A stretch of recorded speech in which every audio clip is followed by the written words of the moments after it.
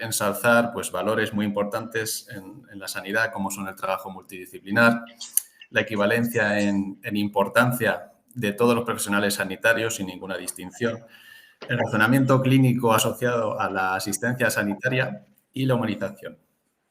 Por ello, y dando también respuesta a vuestras sugerencias, han nacido estas jornadas que también nacen con el objetivo de dar respuesta ya no solo a titulados o a estudiantes, sino también a aquellos profesionales sanitarios que hemos pensado alguna vez en dar un giro a nuestra carrera profesional.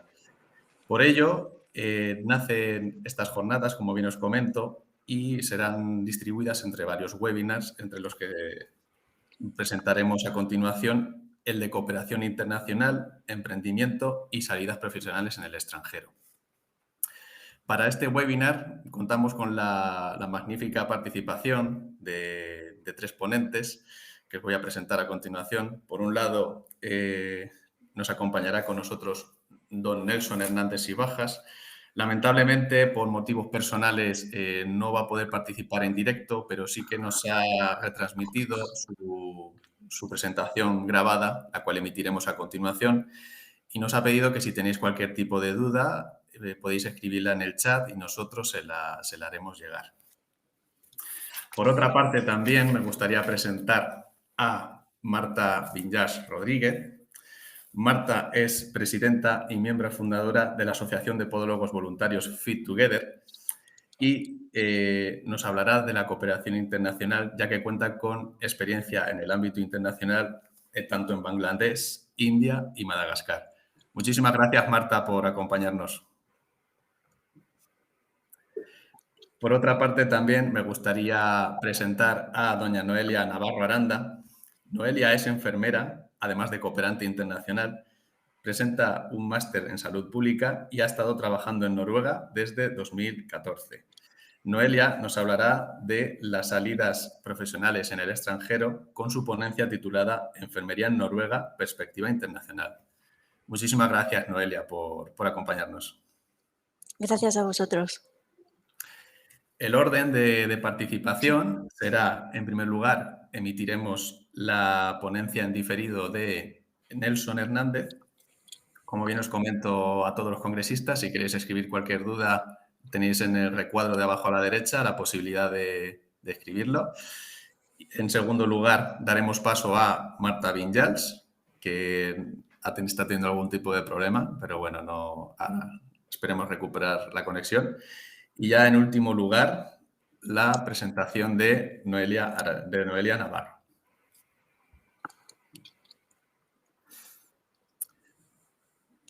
A ver si conseguimos que Marta recupere la conexión.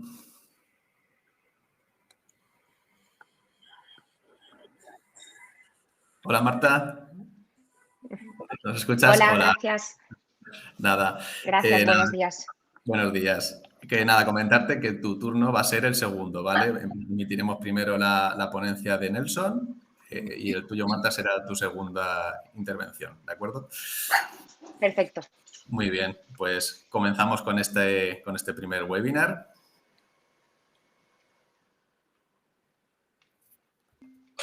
Muy buenas a todos y todas. Mi nombre es Nelson Hernández y os doy la bienvenida a una ponencia un tanto diferente y poco usual.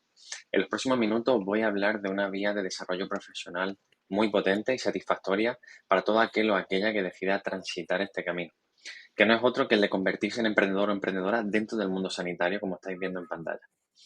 Como las ponencias son cortitas y aunque tengo que decir que he tenido suerte y el comité organizador me ha permitido extenderme hasta unos 10-12 minutos de duración, voy a ir al grano e intentar condensaros todo el valor que quiero aportaros en estos próximos minutos. Y por eso voy a ser muy directo con mi mensaje, ¿vale? Pero antes de entrar con el grueso de la ponencia, es importante que tengáis claro las bases, ¿vale? Y sobre todo el concepto principal. ¿Qué significa esto de emprender? ¿Qué significa convertirse en emprendedor o en empresario? Os voy a dar unos segundos para que los meditéis en silencio y ahora os doy la respuesta.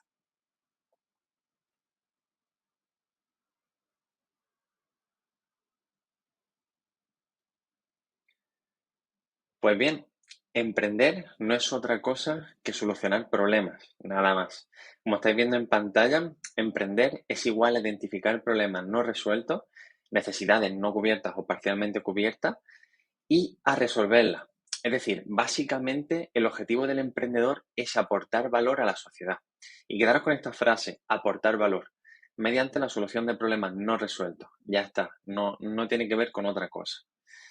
¿Cómo se traduce esto de identificar problemas y resolverlos al mundo real? Es decir, palpable por todos y todas.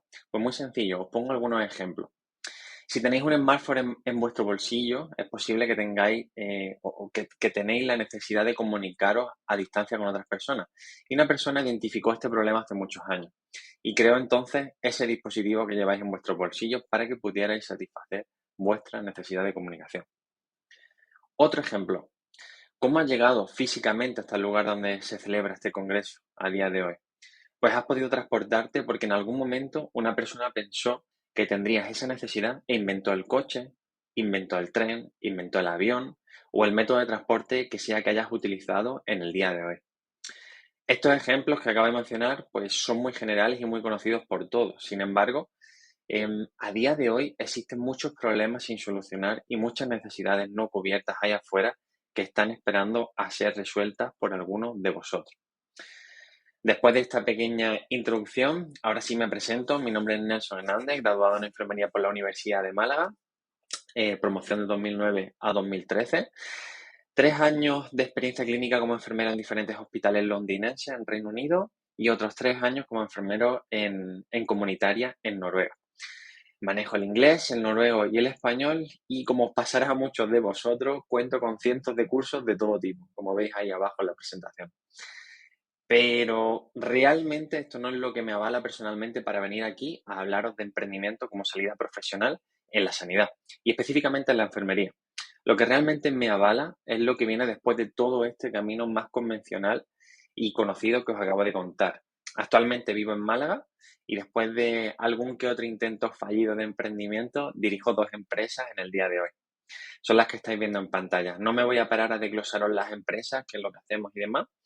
Este no es el objetivo de la ponencia, las tenéis en pantalla y podéis bicharlas más adelante si os interesa, pero voy a centrarme en el día de hoy en lo que realmente es importante en esta charla para vosotros.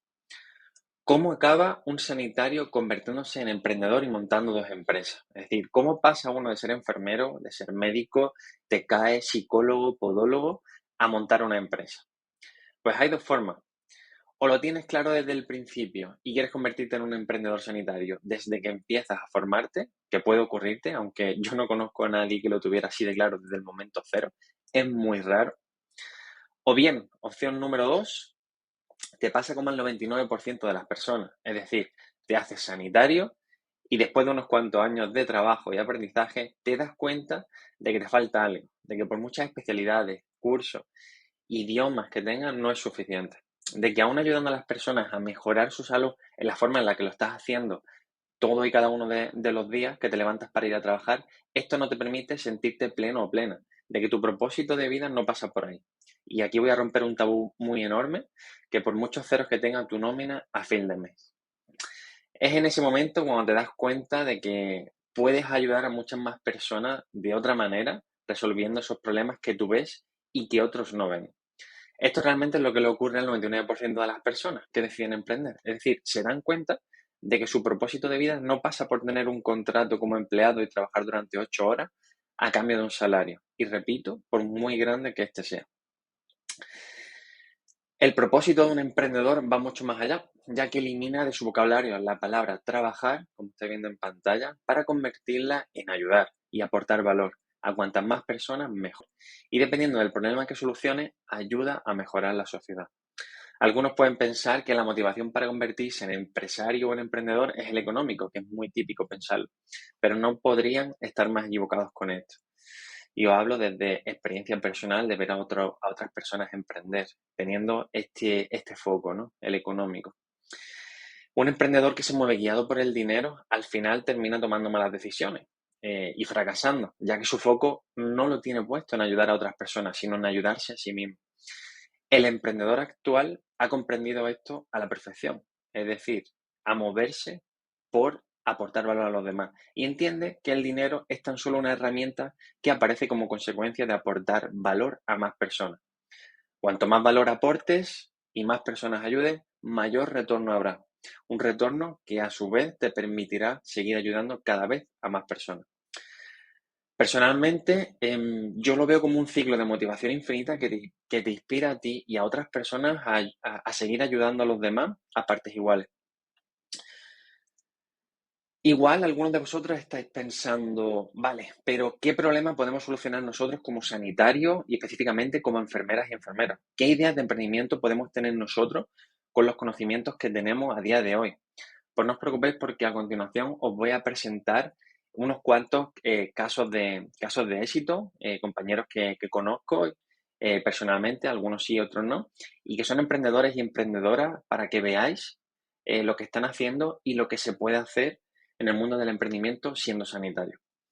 Empezamos, por ejemplo, con Carlos Pulito, un compañero genial que conozco personalmente. Carlos, con su Instagram hashtag Enfermería Evidente, aporta valor en redes sociales y ha creado una escuela cuyo propósito es crear formaciones útiles en nuestro día a día como enfermeros y enfermeras basadas en la evidencia, para erradicar el típico, que seguro que lo habéis escuchado, esto siempre se ha hecho así.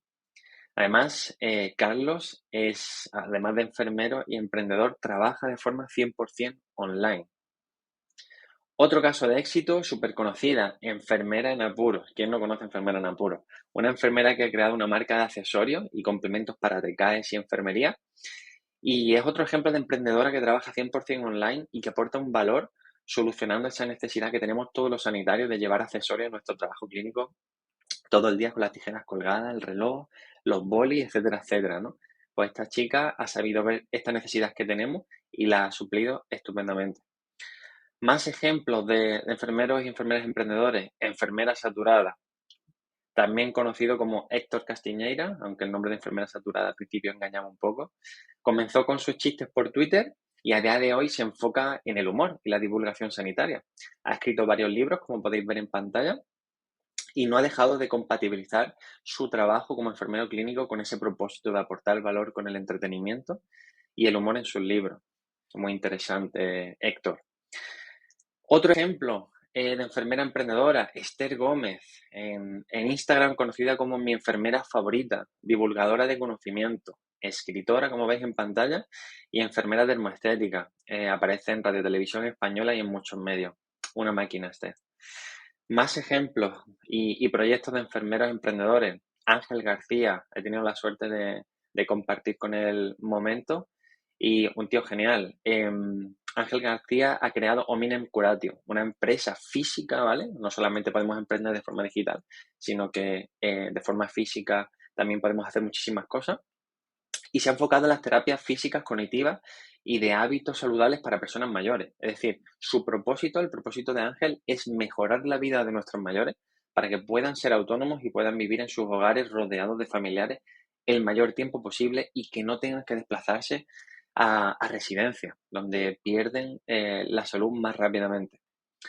Más ejemplos de emprendedores y emprendedoras, en este caso es la última, porque no os puedo contar aquí todos los casos que conozco. Laura y Jessica de Be Care, enfermeras dermoestéticas que además de compatibilizar su actuación clínica como enfermeras dermoestéticas, forman a otros profesionales en la enfermería para convertirse en profesionales de la dermoestética, que además es una vía sanitaria que está en boom actualmente y creo que dentro de poco vamos a ver muchos cambios en este campo.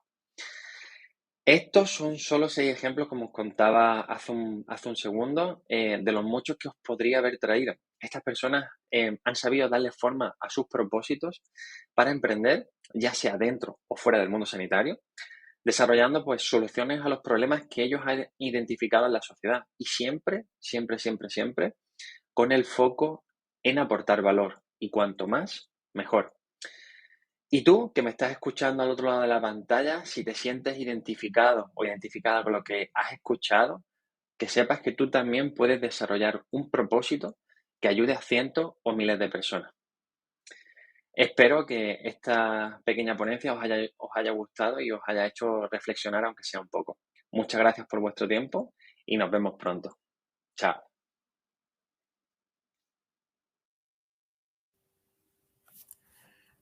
Muchísimas gracias, Nelson. Desde aquí te mandamos un fuerte abrazo por tu participación y por hacernos partícipes de esta maravillosa ponencia en la que nos has explicado muy fielmente el emprendimiento. Para continuar con el webinar, daremos paso a Marta Vinjals, quien nos va a hacer su presentación sobre cooperación internacional. Cuando quieras, Marta. Muchas gracias, Rubén, por la presentación. ¿Se me oye bien? Perfecto.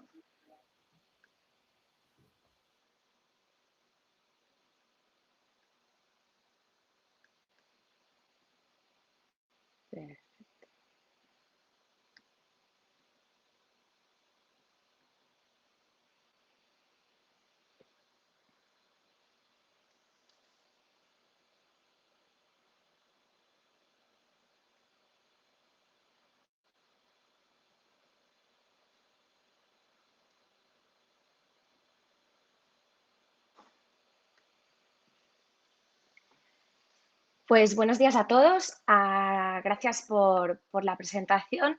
Y tal como ha comentado Rubén, pues yo soy podóloga, también soy profesora en la Universidad de Barcelona y pues desde hace 8 años que realizo cooperación internacional dentro de mi campo de actuación.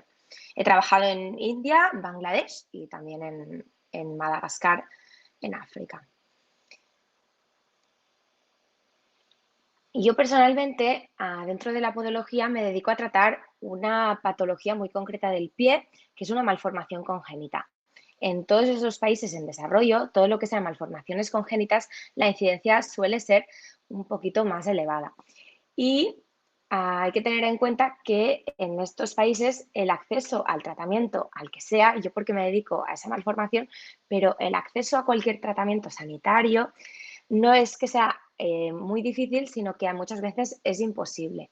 Y por si no fuera suficiente, tenemos que saber que en estos países, aparte, existe un componente cultural y religioso añadido. Es decir, que si ya es difícil el acceso al tratamiento, muchas veces estas personas que padecen cualquier tipo de, en este caso, una malformación o algo de tipo congénito, son rechazados por la sociedad y excluidos de la misma. En mi caso, que trato el Pekinovaro piezambo, muchas veces lo encontramos que no se ha tratado nunca ni en la edad adulta. Aquí se suele tratar de recién nacido. Y eso evidentemente causa una incapacidad muy importante. Por suerte existen tratamientos como el que yo hago que demuestran la efectividad con mínimo material, pocos recursos económicos y sin cirugías agresivas. Que eso, cuando queremos hacer cooperación, es lo primero que nos tenemos que plantear. Porque sabemos que en estos sitios, en países en desarrollo, no hay recursos, por lo que nos funcionará muchísimo mejor son aquellos tratamientos que necesiten mínimo material y mínimos recursos y sobre todo que sean pues altamente efectivos, ¿vale? En este caso, pues el tratamiento para el Pekinovaro se llama método Ponseti y cumple todos estos requisitos. Muchas veces en estos países nos podemos encontrar la misma patología en diferentes presentaciones. Niños que han sido tratados con tratamientos incorrectos, niños que no han sido nunca tratados, niños que han sido intervenidos quirúrgicamente con tratamientos obsoletos que no funcionan y tenemos que tener claro cuándo queremos implantar un proyecto de cooperación que este mismo tenga capacidad de reproducción, porque si solo vamos nosotros como profesionales a realizar ese tratamiento 3 semanas al año, como es en mi caso, eso no tiene ningún sentido, porque eso es como una gota en el océano. Nosotros lo que queremos es formar a alguien y que ese tratamiento, que es altamente efectivo y que necesita pocos recursos económicos, que sea reproducible y que pueda tener su continuidad y que cada vez aparezcan más pacientes que puedan ser tratados y en ese caso se resuelva completamente la patología.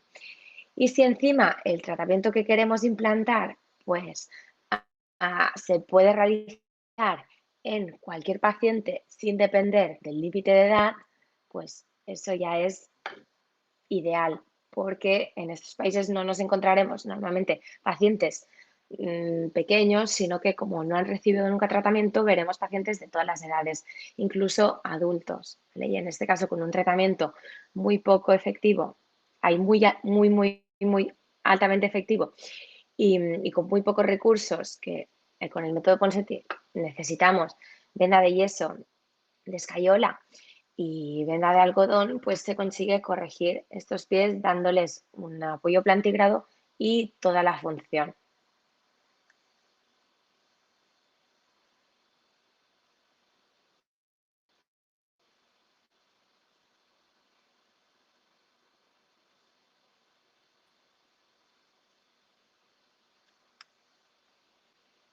¿Vale? Aquí hay otros ejemplos que estas son mis manos haciendo la manipulación y si haciendo la manipulación concreta, manipulando un único hueso del pie, que es el que está luxado y todos los demás se vuelven congruentes tocando ese hueso que es el astrágalo y haciendo abducción, si haciendo esa manipulación se corrige, el pie quiere decir que puede ser tratado. Yo deciros que en toda mi experiencia, en más de 6 viajes de cooperación y tratando unos 300 por viaje, solo he visto un caso de un paciente que no pudo ser tratado por un problema, en este caso de rodilla. ¿Vale? Tenemos que tener claro que en todos estos países encontraremos patología muy diversa, que aquí no veremos tanto si nos encontramos en el ámbito privado de la sanidad, porque se suele tratar y diagnosticar de manera prenatal y en algunos casos se trata intrafetal, como es el mielomeningocele, o en otros casos incluso se puede interrumpir el embarazo por el diagnóstico precoz, prenatal, pero hay que tener mucho conocimiento de esta patología para poder ofrecer un mejor pronóstico y un mejor tratamiento en estos pacientes, que veremos mucha más patología asociada a la patología congénita. Y importante diagnosticar todo tipo de marchas neurológicas cuando vamos a estos viajes.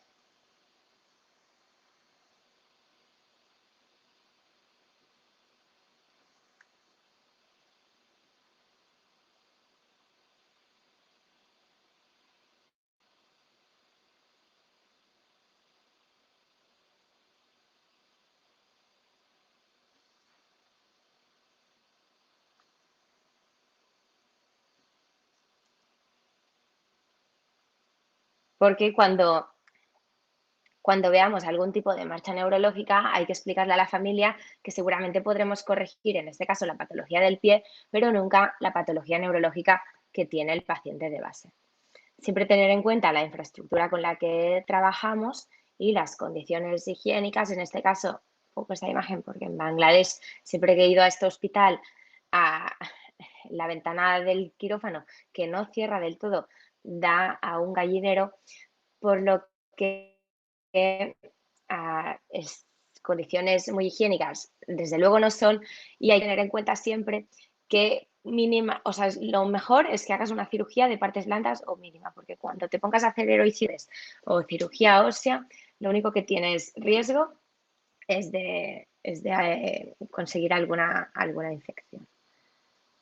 ¿Vale? Siempre tener en cuenta las condiciones, la infraestructura en la que trabajamos. Somos nosotros los que tenemos que adaptarnos a lo que hay allí.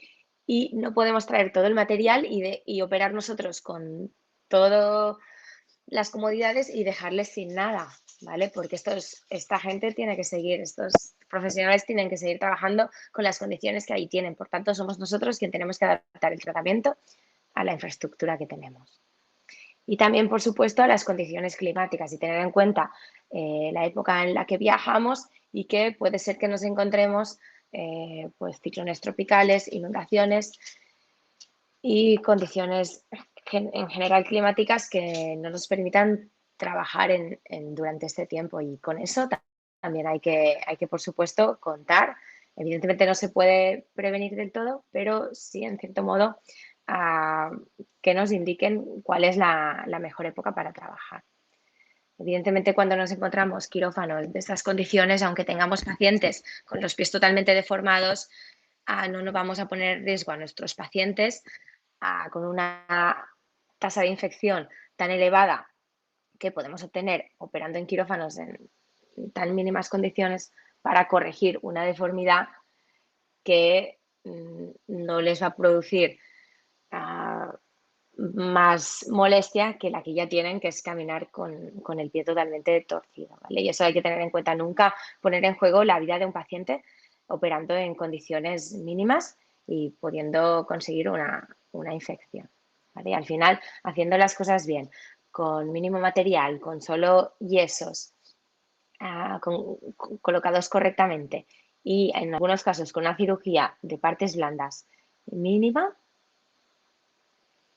sin grandes incisiones se consigue mejorar la calidad de vida de todos estos pacientes, incorporarlos de nuevo a la sociedad, haciéndoles la vida más fácil, un apoyo plantígrado y unos pies funcionales. De manera que todos estos chicos pues puedan hacer los kilómetros que tengan que hacer caminando día a día con los pies ya plantígrados para poder tener acceso a la universidad, a tener estudios o a tener incluso su propio negocio y no ser rechazados por la patología, en este caso del pie. Y también, aparte dentro de la cooperación, entiendo cooperación también como ayudar a los pacientes a tener una vida mejor, que es lo que llevamos intrínseco todos los que somos sanitarios, como comentaba el compañero anterior, Nelson.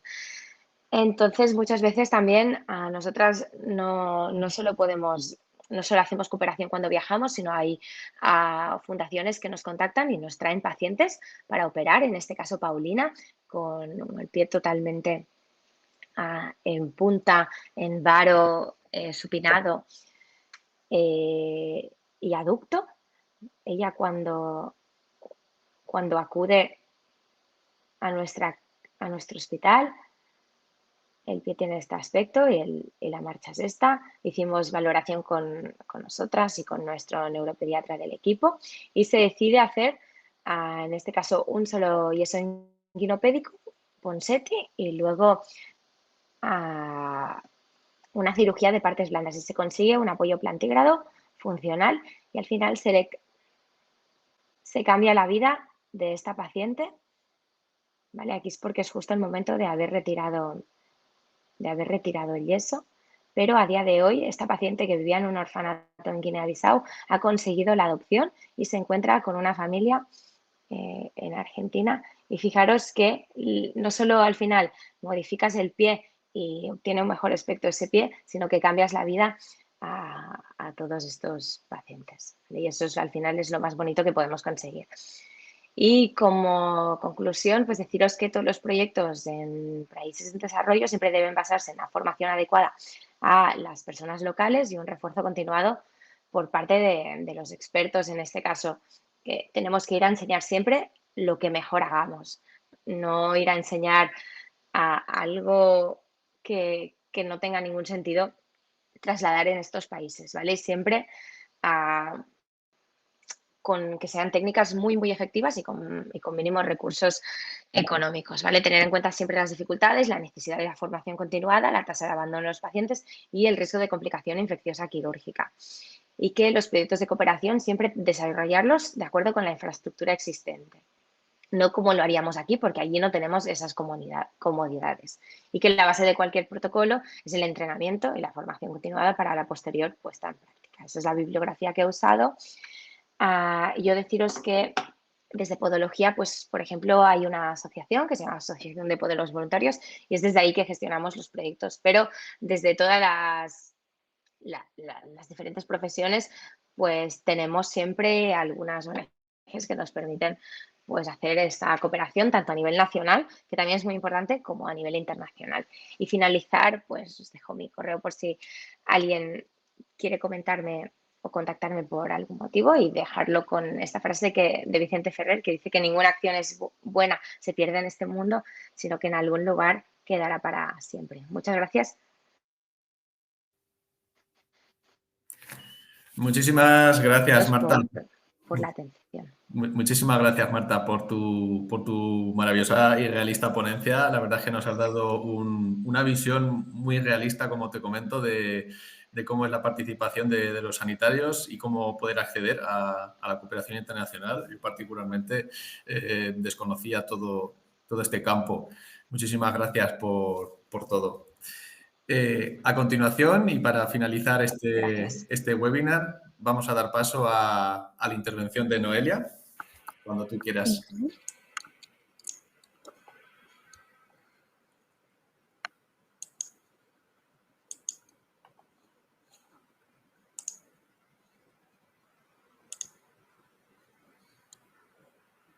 Vale, ¿se ve la pantalla? Sí, se ve muy bien. Vale. Bueno, antes de nada, quería dar las gracias al equipo organizador del Congreso por hacer posible que hoy estemos todos aquí y por querer contar conmigo para compartir mi experiencia con vosotros. Mi nombre es Noelia, soy enfermera y he trabajado desde el 2014 en Noruega. Y bueno, venía a contaros un poco pues mi experiencia allí.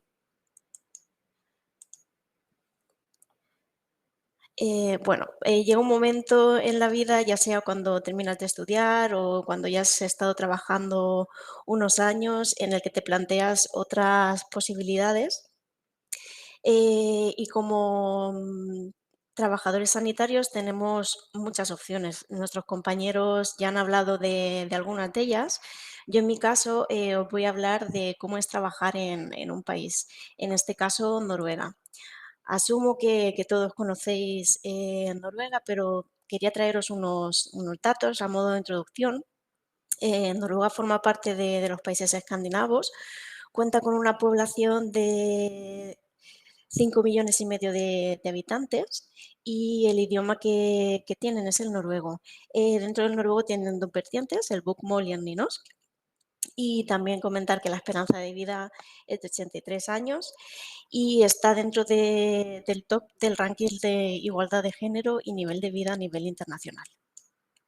En cuanto al sistema de salud noruego, es considerado uno de los mejores y más eficaces en el mundo. El modelo que utilizan el modelo que tienen es Beveridge, el mismo que tenemos aquí en España.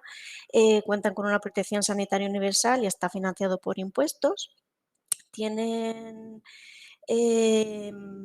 prepago, copago, tienen algunas medicinas, las pagan o cuando acuden a consulta también hay que pagarlo, pero sí que es cierto que es un porcentaje y hasta cierta cantidad de dinero que está preestablecido. Una vez llegas a esta cantidad, te dan una tarjeta, una cartilla que se llama FreeCord y a partir de aquí no tienes que pagar nada. Sí que es cierto que dependiendo del caso hay gente que está exento de hacer este copago. Bueno, una vez que te planteas que quieres ir a Noruega, también piensas qué es lo que necesitas y cómo lo puedo hacer, ¿no? Hay varias opciones. Lo puedes hacer por tu cuenta, es algo más complicado, pero es posible, o lo puedes hacer a través de una agencia. Lo que vas a necesitar es un B1 o un B2 de noruego. Si te lo preparas por tu cuenta, a día de hoy hay academias, escuelas de idiomas o profesores nativos que dan este idioma y te preparan para poder ir a trabajar. Luego además tienes que gestionar la autorización y la vivienda y el empleo, buscarlo también por tu cuenta. Si optamos por la opción de irnos con una agencia, la agencia nos va a facilitar el curso de idioma. Además, lo bueno que ellos tienen es que te preparan también con un noruego sanitario. Luego, además, durante el tiempo que estás haciendo el curso, te gestionan la autorización y uno de los pluses que tiene es que te cubren la vivienda con los gastos y además son ellos los que te proporcionan el empleo y muchas veces vas con un contrato firmado indefinido. Bueno, aquí es algunas fotos de las residencias en las que estuve trabajando, el camino a casa, donde trabaja el staff, la cocina y el patio. Y bueno, una vez que llegas a Noruega, es cierto que sufres un shock en muchos sentidos. Hay muchas cosas que no son iguales y otras cosas que son curiosas. En este caso, bueno, a modo general, sí que es cierto que el clima es algo diferente. Allí los días son más grises, nieva. Luego hay algunos meses del año en los que el sol está arriba durante 24 horas, lo que se llama Midnattssol, o sol de medianoche, y luego también hay otros meses en los que hay total oscuridad. Lo bueno de esto es que tenéis las auroras boreales, que son increíbles para poder disfrutar de ellas. Sí que es cierto que se toma aceite de hígado de bacalao, especialmente en los meses de oscuridad. Y bueno, otras curiosidades es que llevan su matpake, que es su almuerzo, y nunca verás a un noruego con un bocadillo. Normalmente llevan una rebanada de pan con algo de embutido. Y otra de las cosas que me llamaron mucho la atención es que no utilizan crocs o zuecos, sino que allí es más común utilizar sandalias con calcetines o deportivos. Más diferencias o cosas que me llamaron la atención es el ratio enfermera-paciente. Es mucho más bajo que aquí en España y esto quiere decir que tienen menos carga de trabajo. De este modo te permite tener más tiempo para dedicar al paciente y sí que es cierto que puedes poner en práctica lo que decimos que es la visión holística. Y realmente puedes hacerlo porque haces técnicas de enfermería, pero también cuidas al paciente, puedes hablar con él, puedes tener relación con la familia, a veces se hacen reuniones, puedes dedicar bastante más tiempo. También el paciente es autónomo en el sentido de que se respetan las decisiones del paciente. Muchas veces aquí es como, bueno, no le cuentes esto porque no sabe. No, allí el paciente es el que toma la decisión y el paciente tiene que estar informado en todo momento. Incluso si el paciente se niega a tomar una medicación, no puedes obligarle. Puedes intentarlo a lo mejor más tarde o intentar dárselo de otra manera, pero si se niega, no puedes obligarle. Otra de las cosas que es diferente es que allí el uso de las contenciones no se contempla. No puedes atar a un paciente, está muy mal visto y en caso de que tengas un paciente que necesite pues, un cuidado extra, lo que se hace es poner a una persona que esté cuidando y pendiente de este paciente 24 horas. Es decir, va por turnos, mañana, tarde, noche, pero siempre hay una persona que está cuidando de este paciente, pero nunca se utilizan contenciones. No hay jerarquías, tanto, bueno, en todos los sitios donde yo he trabajado y a nivel en general, nunca he notado la diferencia entre un enfermero, un médico, un auxiliar, una chica de la limpieza. No se nota esa diferencia, es todo muy lineal, muy de tú a tú y no hay tanta jerarquía como aquí. Y además también tienen más especialidades enfermeras reconocidas.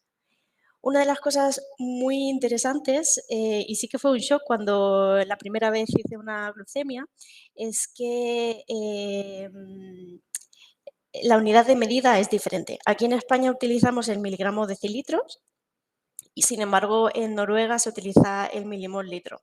Esto da una diferencia de resultados bastante grandes. Entonces sí que es bueno aprender y saber que existe esta diferencia para no llegar a hacer una glucemia, ver un 4 de valor y pensar que el paciente necesita ayuda inmediata. Más cosas que me llamaron la atención y que se hace allí, bueno, se hace en Noruega, es el doble control de la medicación. Siempre se comprueba que la medicación que se va a dar a un paciente es la correcta y siempre lo hacen 2 personas. Normalmente pueden ser 2 enfermeros, un enfermero, un auxiliar, depende. Pero siempre se hace un doble control. Luego también tenemos un sistema que se llama Aquiles, que es un sistema de reporte de incidencias. Está como muy asumido que si cometes un error lo compartes, no lo guardas. Y es más, está mal visto si te lo guardas, pero está bien visto si lo dices. Si te has equivocado al administrar una medicación o si, por ejemplo, ha faltado personal y se ha caído un paciente, siempre hay que reportarlo porque a través de este sistema llegan a los responsables de planta y luego una vez al mes se hace repaso de todas las incidencias que ha habido y se da solución y se intenta mejorar. Y si, por ejemplo, el problema ha sido que ha faltado personal, se intenta proporcionar personal, o si han faltado recursos, pues se intentan proporcionar esos recursos. Siempre se intenta mejorar y poner solución. Luego también es cierto que muchas de las unidades tienen cursos específicos para hacer y normalmente te exigen, por decirlo así, que lo hagas una vez al año para que estés un poco actualizado y que no se te olvide. Y luego también algunas de las unidades te ofrecen la posibilidad de especializarte. Una de las cosas curiosas, aquí en la foto veis un bote de mermelada y es porque siempre el paciente debe saberlo, pero muchas veces el paciente te pide que le machaques la medicación, la que se puede machacar o triturar, y que la mezcles con mermelada para que ellos se lo puedan tomar mejor. Como digo, siempre y cuando el paciente lo sepa. E incluso muchas veces siendo diabéticos se utiliza la mermelada para diabéticos para que se lo puedan tomar así. Esto también es muy típico en las residencias de ancianos. En la unidad de cuidados intensivos, que es donde yo estuve trabajando, también hacemos cursos o actualización de RCP y de aparataje de la unidad. Esto se hace unas 2 veces al año. También se hace simulering o simulación de casos reales con todo el equipo, anestesistas, médicos de la unidad, enfermeras. Muchas veces, dependiendo del caso, pues hay otro tipo de personal sanitario, pero esto se hace por lo menos una vez al año y suelen ser, por ejemplo, de casos que hayamos tenido, un poco pues para mejorar la próxima vez que tengamos ese caso. También es cierto que una de las cosas curiosas es que tenemos Oplaring. El Oplaring es como una especie de periodo de adaptación cuando entras a un sitio nuevo. Durante este tiempo se supone que tú sabes como profesional cómo trabajar, pero a lo mejor el tipo de pacientes no es al que tú estás acostumbrada. Entonces, durante este tiempo vas con alguien que tiene mucha experiencia en esta planta y vas aprendiendo pues las rutinas, un poco cómo trabajan, si por ejemplo están utilizando un sistema diferente, todo lo que necesites durante este tiempo lo aprendes y una vez que ha pasado ya este tiempo, pues ya empiezas a trabajar de forma autónoma. Y luego además también tenemos solapamiento de turnos de unos 15, 20 minutos. Este solapamiento es para dar el relevo y dependiendo del sitio, pues a veces es relevo de forma oral. Tú le dices a tu compañera qué es lo que le ha pasado al paciente o a lo mejor tú lo escribes y la otra persona cuando llega lee tu relevo y si tiene alguna duda te pregunta. Esto varía mucho de unidad a unidad y luego, por ejemplo, hay en otros sitios donde cuando llegas tienes unos 5 minutos donde dan una especie de relevo muy corto sobre todos los pacientes de la unidad para que un poco pues tengas también esa visión global en caso de que haya una emergencia o en caso de que tengas que ayudar a algún compañero. Y bueno, aquí un pequeño vídeo con un poco pues las experiencias de allí.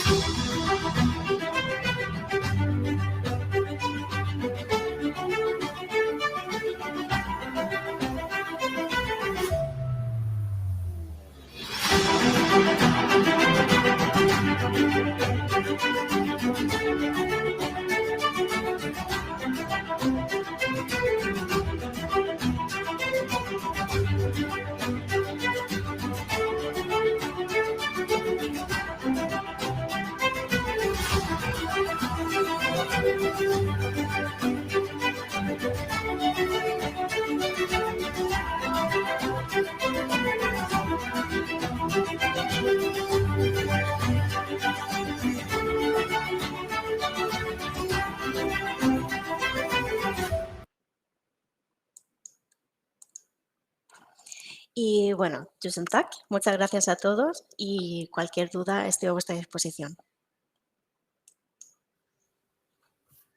Muchísimas gracias, Noelia, por tu ponencia. La verdad es que algo que he observado tanto en tu ponencia como en la de Marta es que disfrutáis realmente de lo que hacéis. Entonces, ¿quién mejor que vosotras para contarnos vuestra experiencia y aparte eso, contarnos las dificultades, todo lo que habéis experimentado, pero también esa recompensa a ese esfuerzo y a ese sacrificio que realmente se observa luego en vuestra forma de ser también y en vuestra docencia.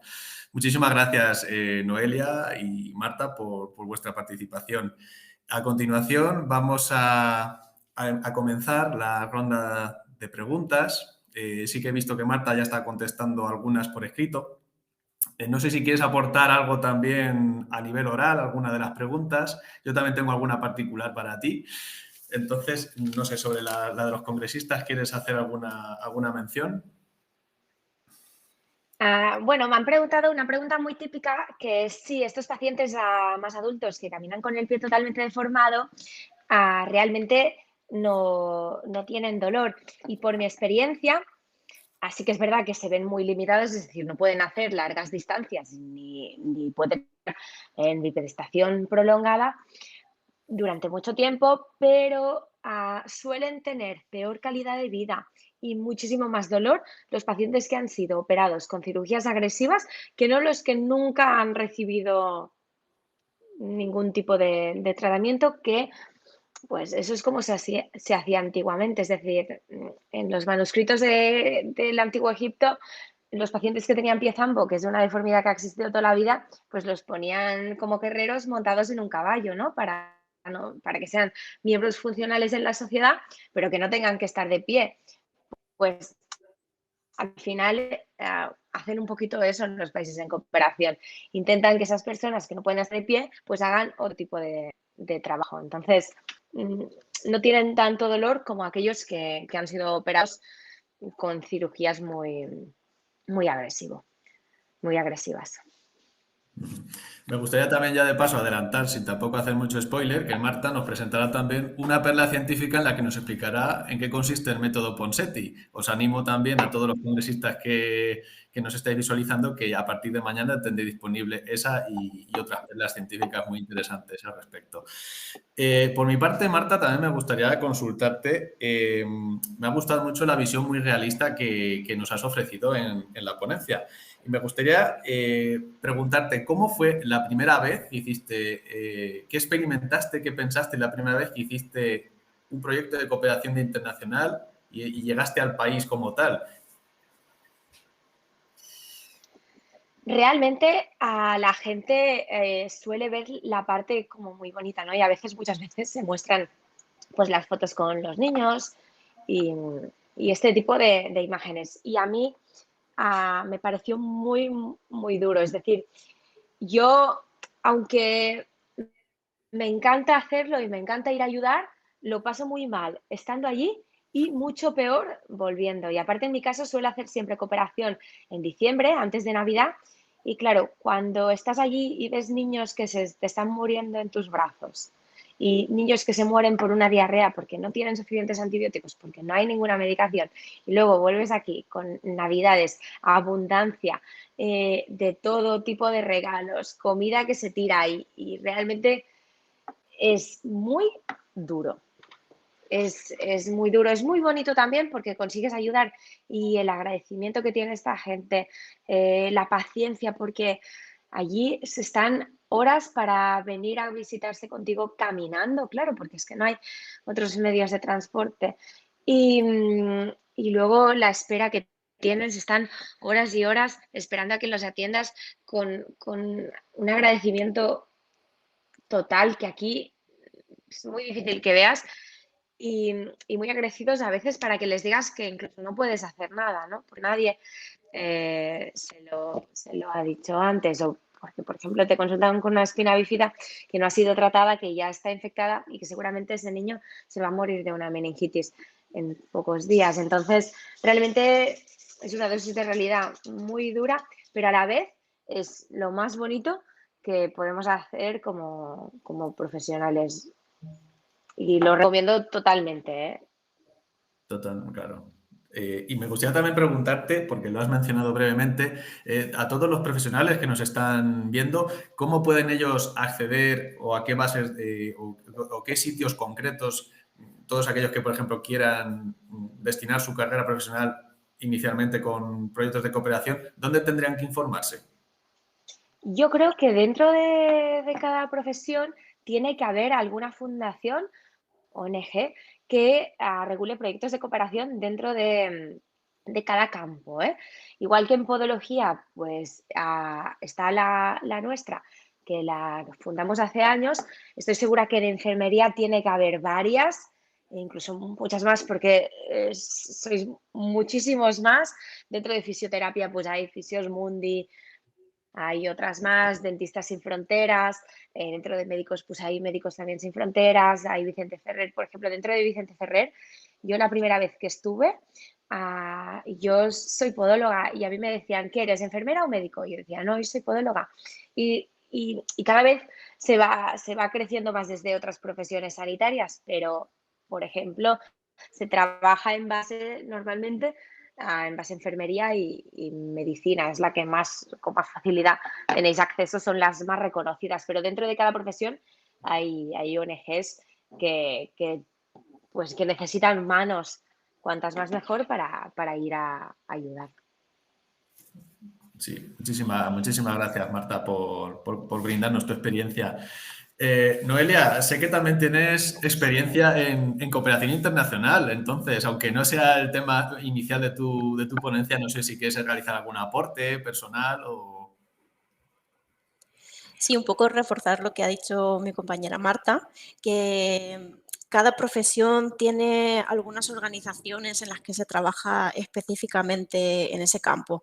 También sí que sé que, por ejemplo, hay algunas universidades que tienen, pues, a lo mejor algún convenio, o dentro de los mismos hospitales, pues también cada X tiempo van a un hospital y hacen o una cirugía o cualquier intervención.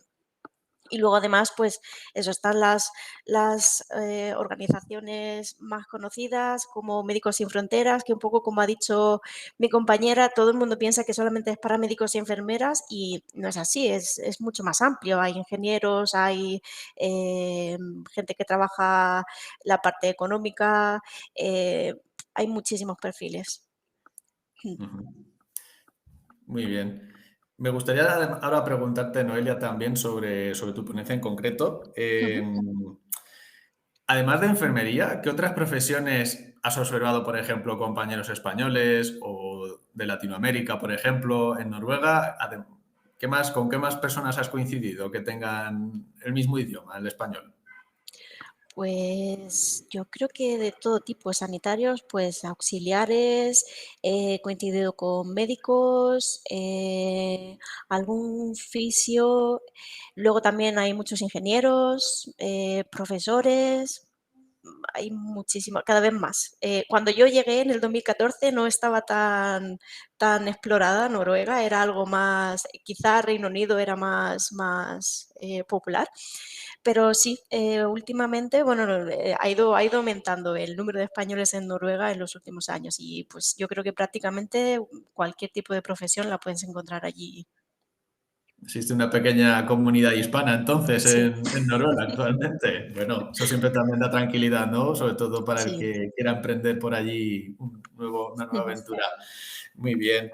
Y me gustaría también además preguntarte, que creo que bien te lo han dicho por el chat, ¿cómo se consigue allí la especialidad o la especialidad de enfermería? ¿Existe un sistema similar al EIR aquí en España o cómo funciona realmente?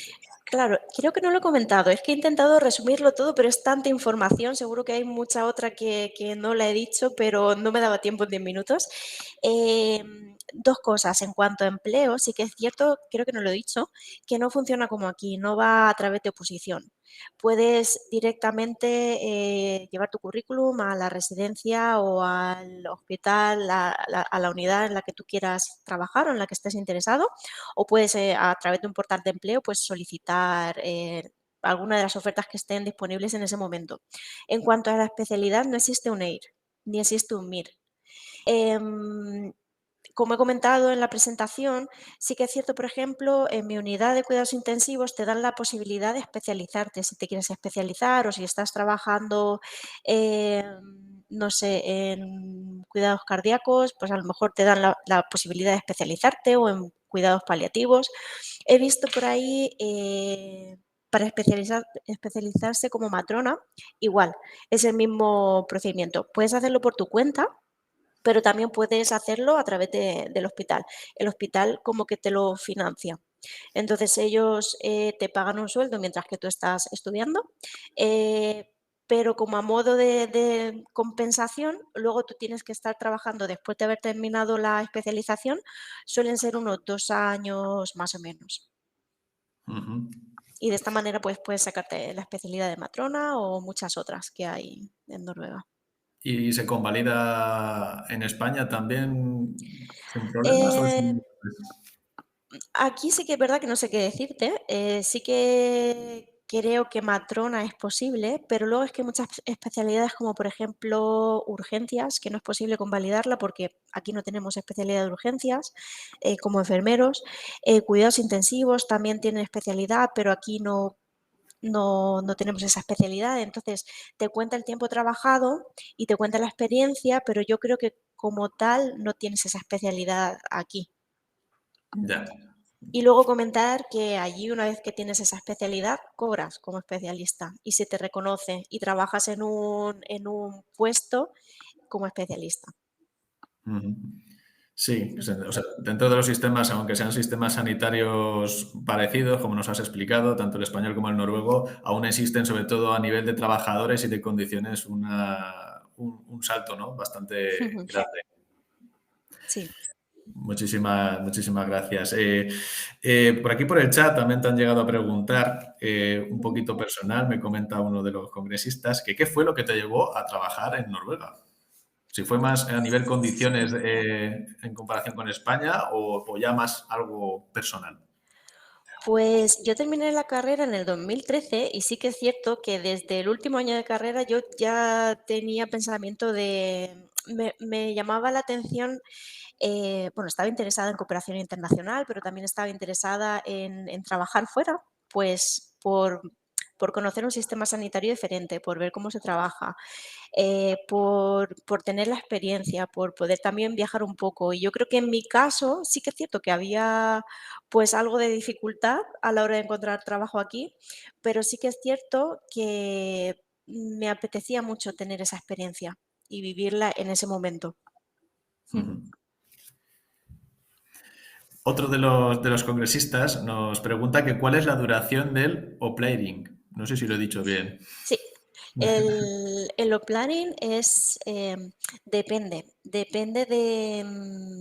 del sitio donde estés trabajando. Hay veces que son un par de días y hay veces que son una semana, 2 semanas, depende del sitio, depende de la persona y también depende pues un poco del tipo de pacientes. Por ejemplo, en la unidad de cuidados intensivos te dan un O-Planning de una semana, semana y media, 2 si la necesitas, pero luego sí que es cierto que tú conforme entras no empiezas con pacientes intubados, por decirlo así. Empiezas a lo mejor con pacientes menos graves y una vez que ya alcanzas ese nivel, por decirlo así, sigues avanzando un poco en tu carrera profesional y entonces llega al siguiente nivel. Y antes de pasar, por ejemplo, a pacientes intubados, pues tienes otra especie de O-Planning o de días de adaptación a esos nuevos pacientes. Es decir, nunca te van a soltar en una planta para que tú trabajes sin saber nada. Siempre van un poco, pues eso, con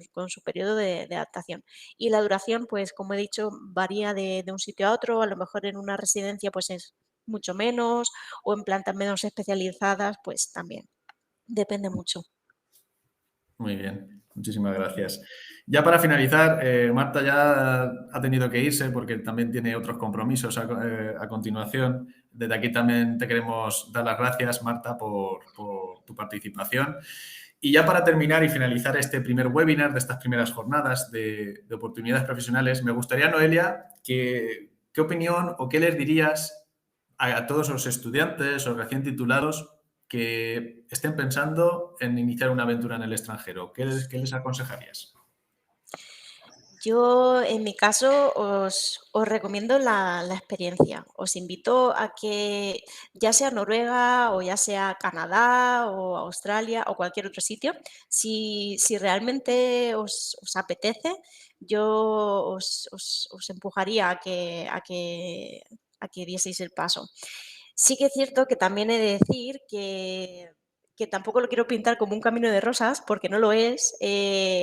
Irse a un país nuevo es un proceso y también conlleva una serie de cambios que muchas veces son difíciles y todo eso tienes que meditarlo y contar con ello y tener en cuenta que vas a tener días buenos y días malos. Pero cuando te paras a pensar y ves todo lo que has vivido, todo lo que has hecho, para mí el resumen es totalmente positivo. A pesar de los días difíciles, para mí es muy positivo.